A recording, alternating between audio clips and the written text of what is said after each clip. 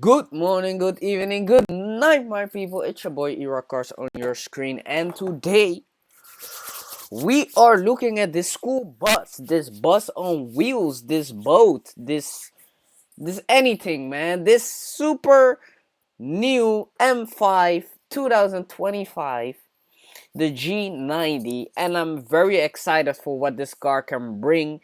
And Auto Top NL, as usual, is producing an amazing video. So we're gonna see what the new M5 can produce. First impressions, it looks hella sick. It looks very dope. It got an illuminated grille. I think this is a little bit inspired from the XM, but it looks, I can get used to it. You know what I'm saying? Let's get into the video. The all-new BMW Enough with this M5.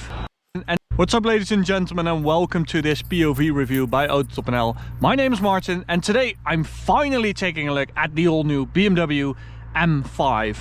So of course, this is the successor to the very successful BMW M5 F90. So this of course is the G90 generation, and like the elephant in the room is sort of so an elephant. Crazy, it was all about the weight, because this is now a hybrid. We have it in speed yellow, which I think is super cool. kg. I also have a few videos of an M Performance edition in speed yellow as a touring and as a sedan. But I think in real life it looks way better than on pictures. So that's like really good news. I really do like this spec. So first things first, let's start over here. We have the new Michelin Pilot Sport 5S tire, so I'm also really looking forward to test driving that. And what we also have are carbon ceramic brakes.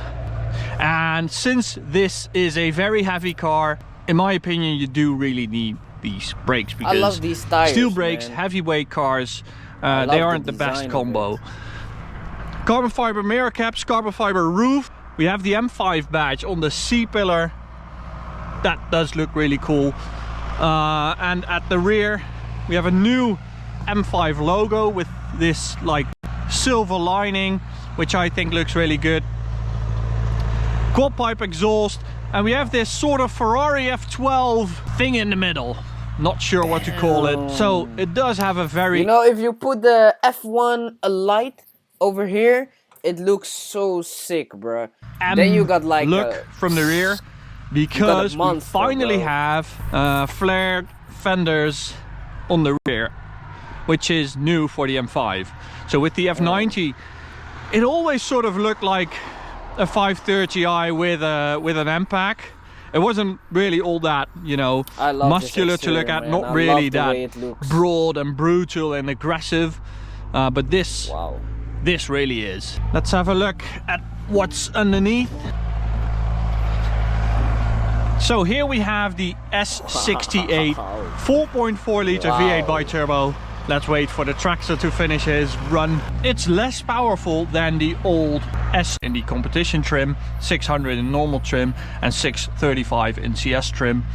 This is 585, but we have a big fat battery. So the total system output is 727 horsepower and 1000 Newton meters. 0 to 100, 3.5 seconds, 250 kilometers an hour, and optionally with the M driver's pack, 3.5 seconds for a 2500 kg car is so fast. Imagine if you get hit with this.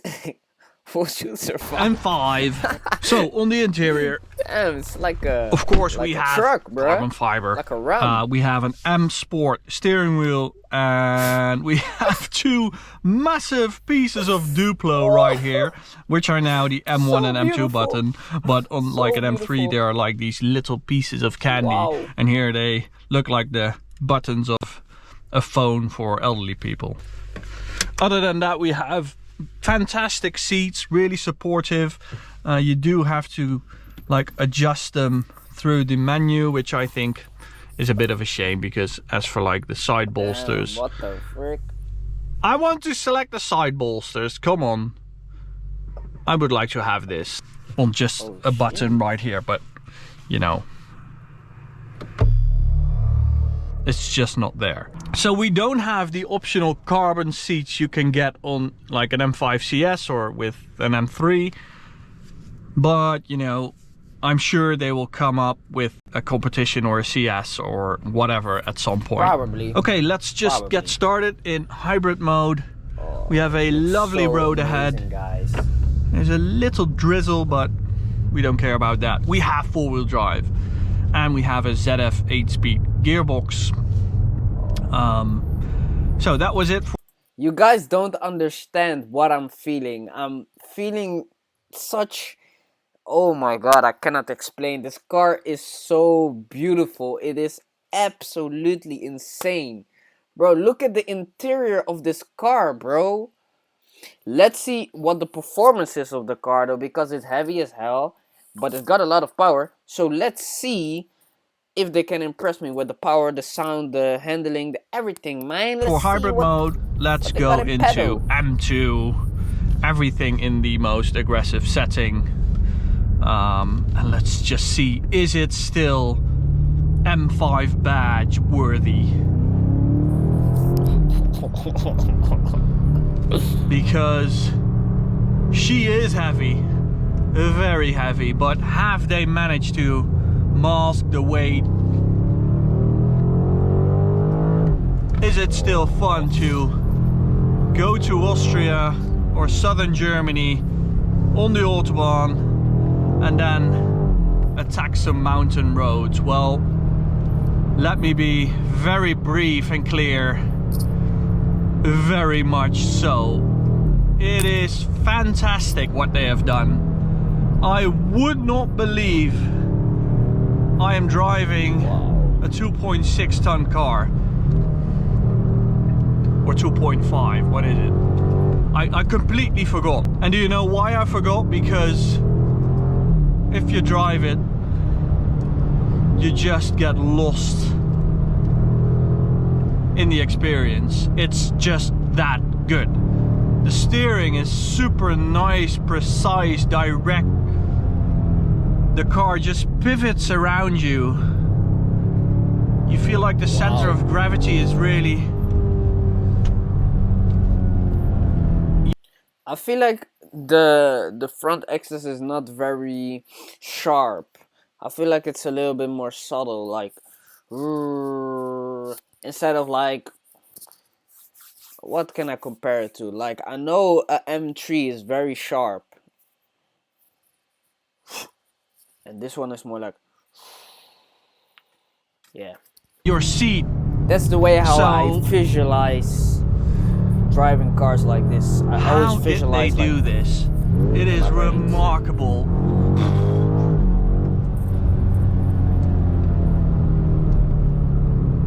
And the speed of it, I mean 727 horsepower, 1,000 Newton meters. Oh, that sounds very convincing. And it is very convincing. This thing just catapults out of a corner.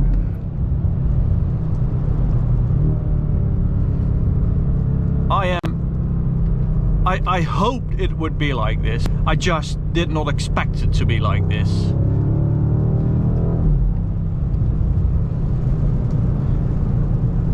And I think the F90 is one of the most beloved generations of M5.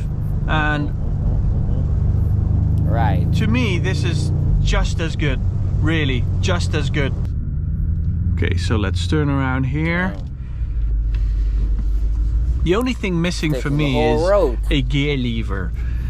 I know it's an automatic, so you shouldn't need it, but just the fact that you have something to upshift and downshift with when you're like completely twisted with your arms, and you can manage the gearbox settings, which you now have to do in the iDrive menu.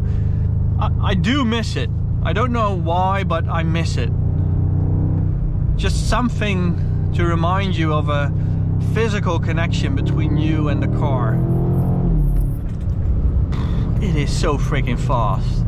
So let's hit the setup menu, and here you can see what we can adjust. There is a lot we can adjust. the drivetrain, energy recovery, drive logic, so that's the gearbox, chassis, so dampening, steering, brake feel, M-drive system, let's put that into four-wheel drive sport.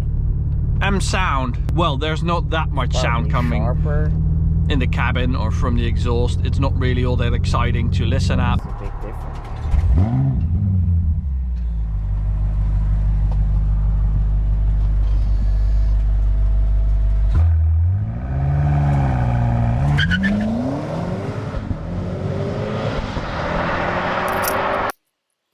It sounds like my BMW 116i, bruh.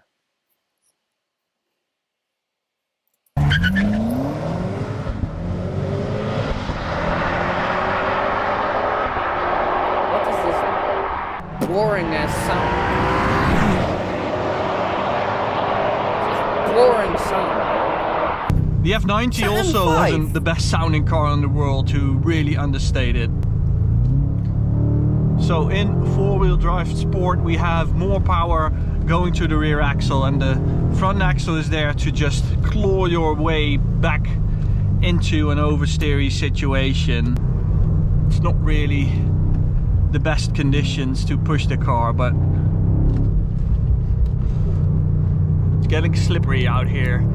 There is just so much torque. That electric torque is so convincing. 1,000 Newton meters, and is crazy. 1,000 Newton meters, you really need that all-wheel drive system. I mean, it would have to be completely dry for me to test it in two-wheel drive mode, which it isn't now, but I think we just have to take it to the Autobahn, because in these circumstances, this amount of power is just a bit too much, to be honest. But to conclude, in the twisty bits, the M5 truly still is an M5. So for the Autobahn we're going to use the auto mode for the gearbox. So we're in dynamic plus, which is for the hybrid mode, which is for short periods of time the most amount of power.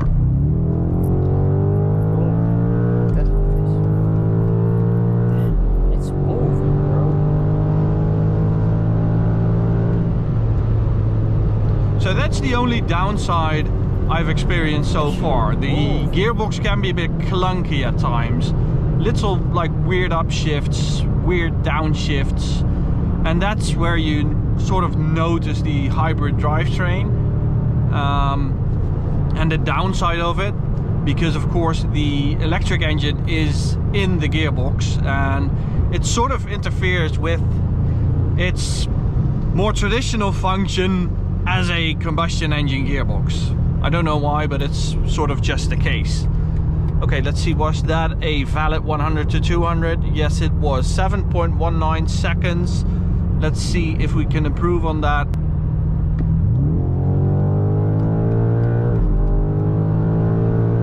Oh. It is super quick. What the heck?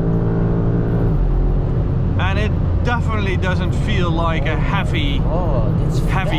Bro. I mean, the same drivetrain is in the BMW XM, and I just didn't like it in that car. I was like, okay, if this is going to be my first impression of the new M5 drivetrain wise, then I'm really not impressed. But for some reason they really got it right. You see the engine knocking in this M5. When he shifts, like when he upshifts, the whole car starts to move forward. In like, it's the same experience when you have a manual driven car and you shift up, then you get like boom, and then the car starts rolling again. That's the same what happens in this M5. I don't know how to explain it properly in English, but I guess y'all know what I mean. It's like the knocking sound when you upshift in a manual car. It looked like the same thing happens, but like very violently in this M5. I do think they used the XM as sort of a test mule for the M5. It was easier for them to accept that the XM would be more of a test case and maybe wouldn't be the most successful integration of the drivetrain, but they just had to nail it with the M5. So I totally get that. Okay, one more.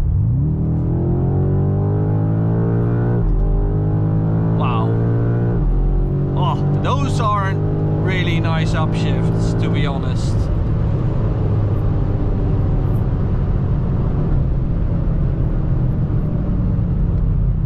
I mean, I do like a little sensation on an upshift, you know, a little jolt, but this is just too much. Yeah, that's what I'm saying. Like, oh. And normally in cars, it's like a little bit, you know what I'm saying? In the A45 that I reviewed, it was just a little bit. Videos also on my channel. It was a little bit, but this one, I can see the car moving forward, backward, and then the power. Not very pleasant, no. That's something they can definitely improve on with like an update or a competition or whatever. So a 7.13 is the fastest we've done so far. Nothing shabby. Which is sort of the same as an F90 M5. So yeah, I think that's a great result. We don't need it to be any faster. And that's like the overall feeling I have with the car. It feels like an F90. Some points it's better, some points it's a little worse. But overall I think it's definitely on the same level, and that's really saying something. So optionally you can get this carbon fiber exterior package. So that's the carbon fiber roof and the carbon fiber mirror caps, and that saves 30 kilos. But wait, what? 30 kg? So you're telling me that the carbon roof and the mirror caps is 30 kg? So that's heavier than a dumbbell, but than a barbell, bro? Ah, damn! I do think it's a bit weird that with an M3 and with an M4 you get the carbon roof as standard, but with an M5 you have to pay extra for it. So 0 to 100 with launch control, 3.5 seconds, and that's exactly what we did. But circumstances today aren't ideal, so we really have to get it once it's in the BMW press fleet and test it at our usual spot on the Autobahn to really verify all those acceleration numbers. But so far it's looking very, very good. Impression wise and stats wise.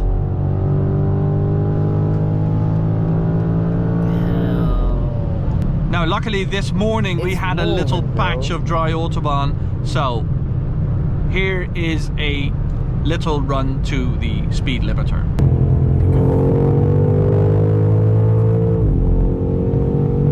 Oh my god, bruh! It's just straight violence.